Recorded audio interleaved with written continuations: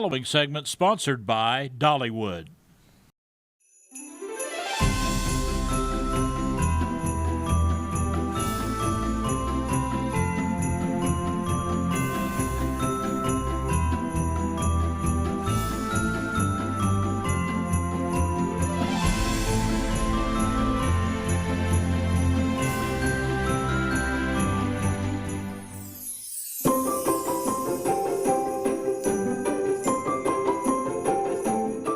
Well, there is definitely so much to do during Dollywood's Smoky Mountain Christmas, but one of my favorites is the ornament making where you can do it yourself. We have Matt here. This is really a tradition for so many families, isn't it? Yeah. People come year after year and make all different types of ornaments here. They do different colors each year and different patterns. And you get to pick out your own colors, your patterns, and you kind of went through the process with me, Matt, and we chose some pretty gold. Yeah, we did gold and white, so it's going to be a nice shiny gold with some stripes in it. What's it like for you working with the families during the holidays? It's fun. It makes, every day I make someone's day, so that's the most important thing. Yeah, they get to take it home and hang it on the tree and remember that special day for years to come. All right, so how do we get started, Well, Matt? first, while we've been waiting here, we got a pipe that's getting hot. And we're just going to get our clear glass out of our furnace. So our furnace right now is a little over 2,000 degrees. Ooh. And we always start with clear glass. We're going to go into our colors next. And we're going to get a gold and a white. And once we get them on, we're just going to even it out a little bit. And then we're going to melt those chips on. These are just little chips of glass, and they stick right to the outside. All we have to do is melt them on. And Matt, you make it look so easy, but it has to be a very delicate process. Yeah, it's a lot of repetition, so the way you get good is by doing it over and over and breaking a lot of them.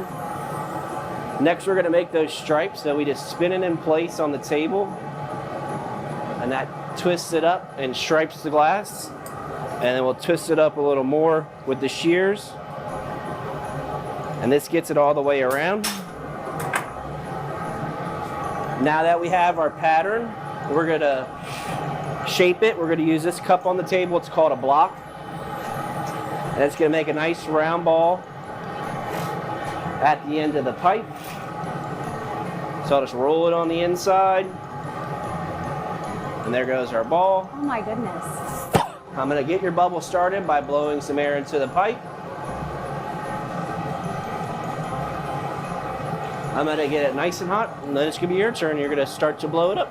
Nice and light and easy. Blow. Perfect. Now a little harder. Doing great. Stop for a second. Now blow nice and hard.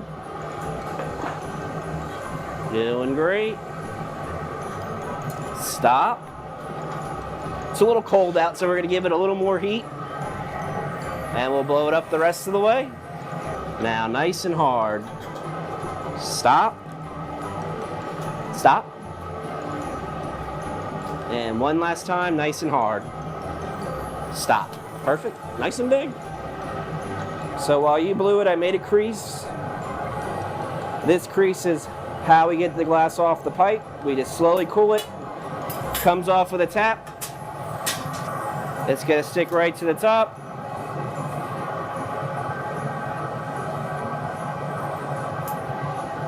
It almost looks like honey when it comes out. It's so about soft. the same consistency.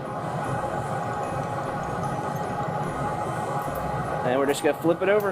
And we can see why this is so popular. Yeah, very popular this time of year.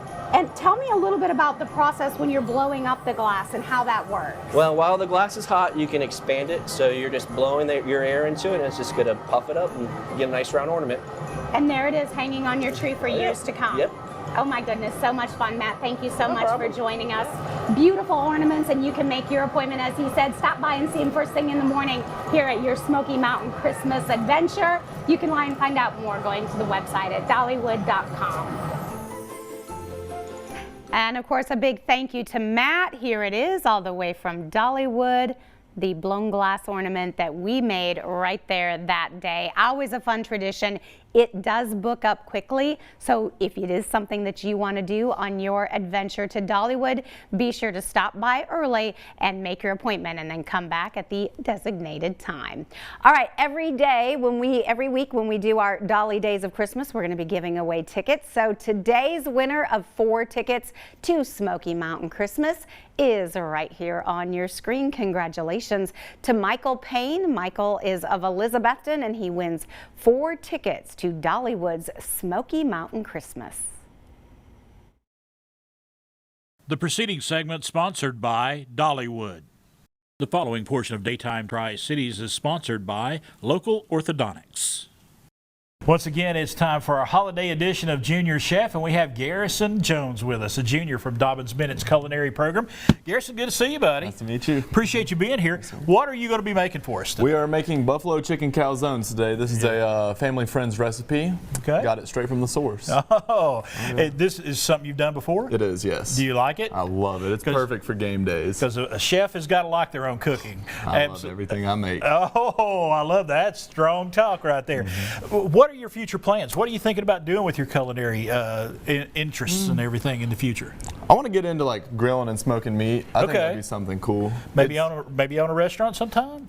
That's a possibility. Okay. I'm open to just about anything. Just right now, just making good food. Making good food. All right, let's get started. How we get started on these buffalo chicken calzone? All right, so the first step is to preheat your oven to 425 and cook the chicken first to about golden brown, so about 15 minutes, I'd say. Okay. And so when that comes out, you're going to cut it up the long way and have it in strips. And this is kind of a shortcut because you're using these already frozen, already prepared. You just got to get them warm all the way through. Correct. Yes, sir. And get them golden brown. Yes, sir.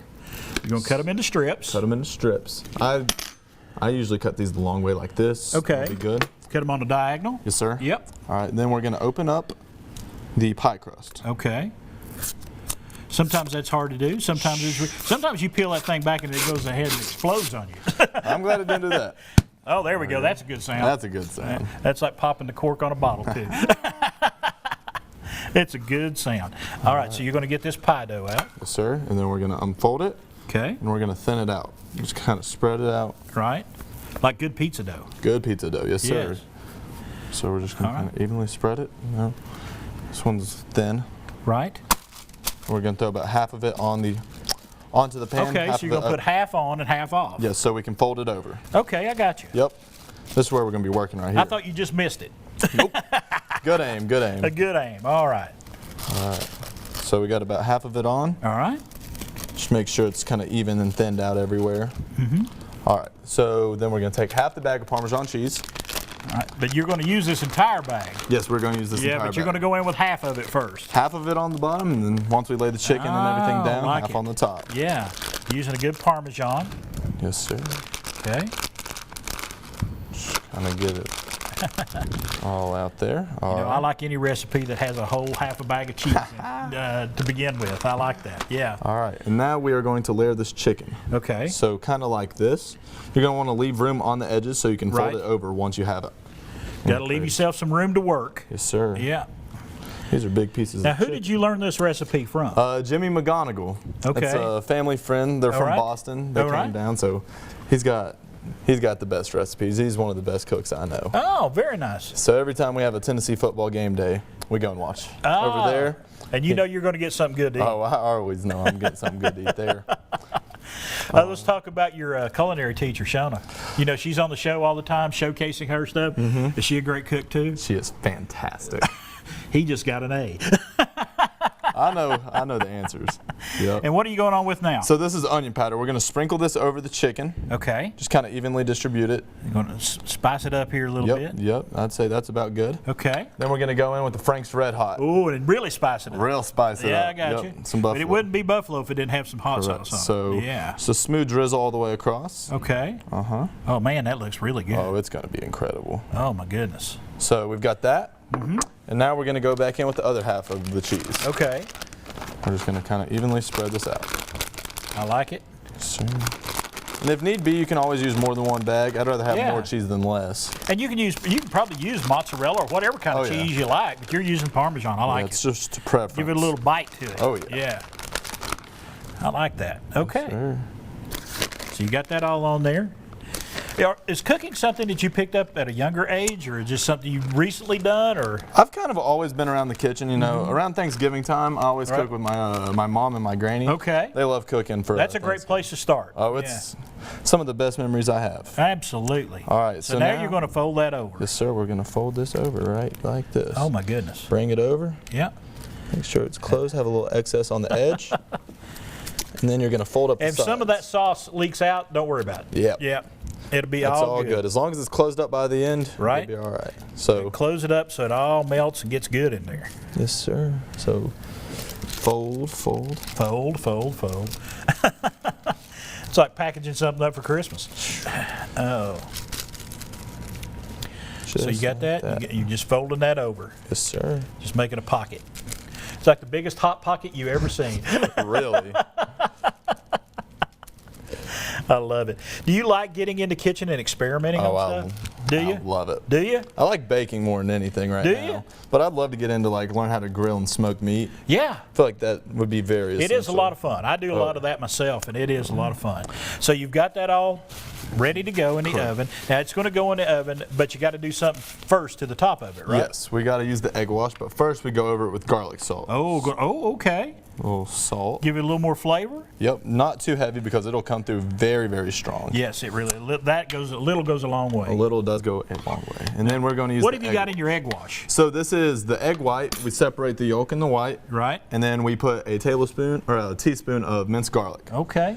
And then we're going to cover it real good so it doesn't burn up in the oven. It smells amazing. Oh my goodness, all that garlic. This is going to, when you come in, if you're baking this, your house is going to smell amazing. Oh, it smells so good. You're going to have good aromas. Yes, sir. All right. So that's going all across. All across. Just lather it all up. Yeah.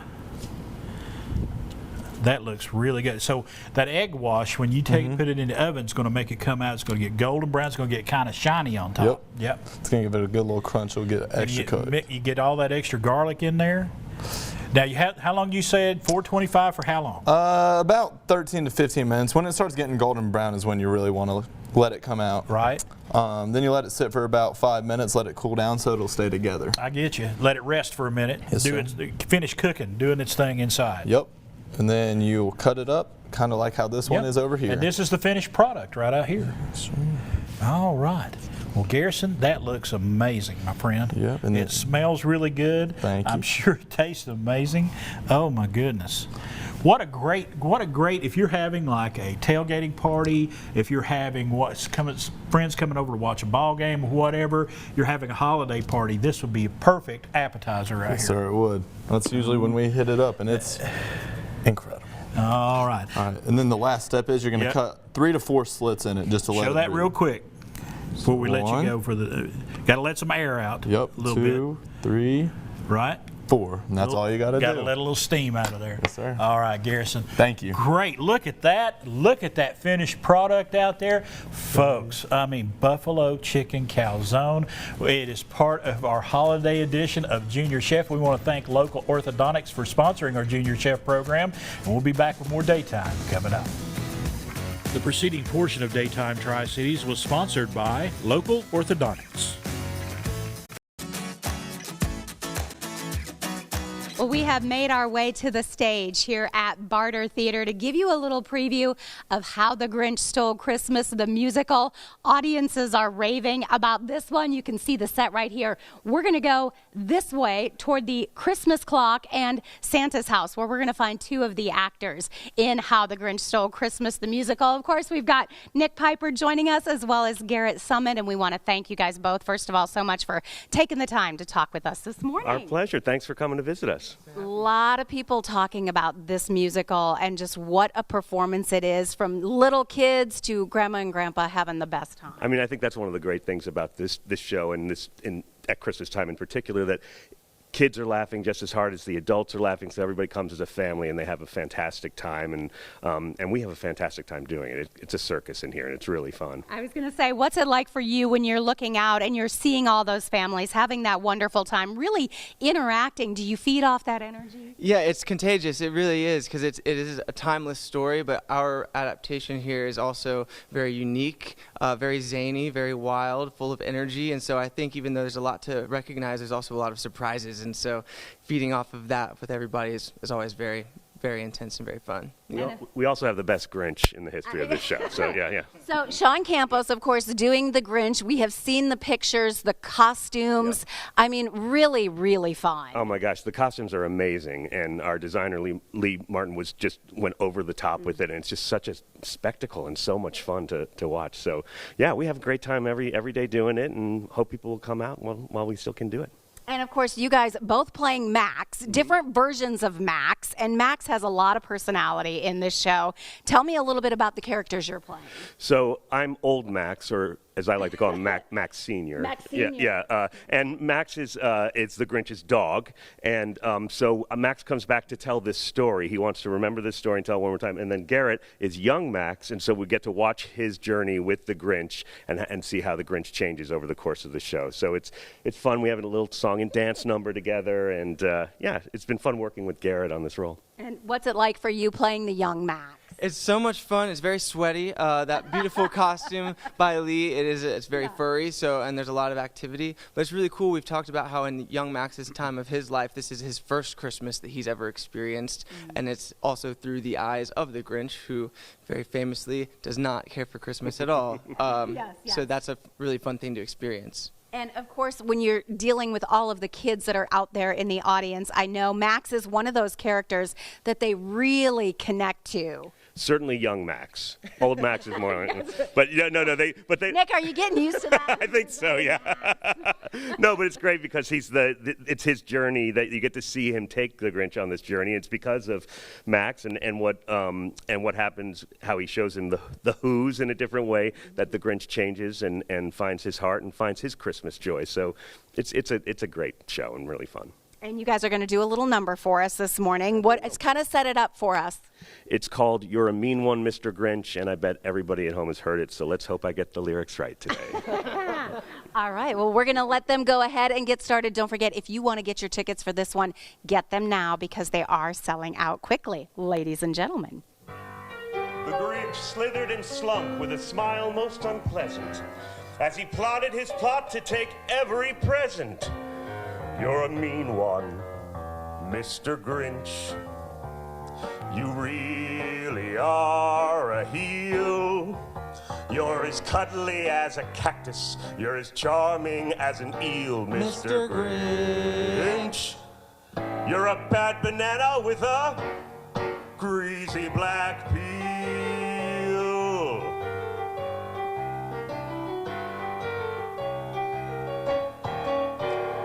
You're a monster, Mr. Grinch. Your heart's an empty hole. Your brain is full of spiders. You got garlic in your soul, Mr. Grinch. I wouldn't touch you with a 39.5-foot pole. You're a vile one, Mr. Grinch. You've got termites in your smile. You have all the tender sweetness of a seasick crocodile, Mr. Grinch. Given the choice between the two of you, I take the seasick crocodile. You're a rotter. You're the Grinch. You're the king of sinful sots. Your heart's a dead tomato, splotched with moldy purple spots. You're the Grinch. Your soul is an appalling dump heap, overflowing with the most disgraceful assortment of deplorable rubbish imaginable, mangled up in tangled up knots.